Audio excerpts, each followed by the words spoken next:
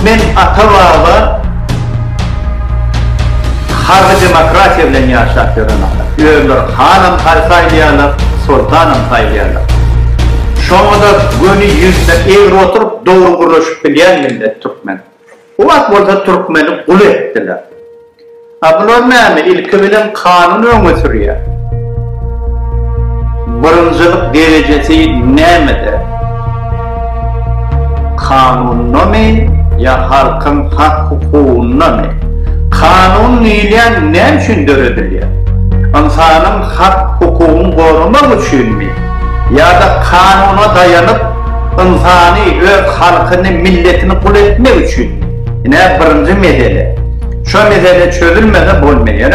Oň edilýän ýolu bar. Netijede näme?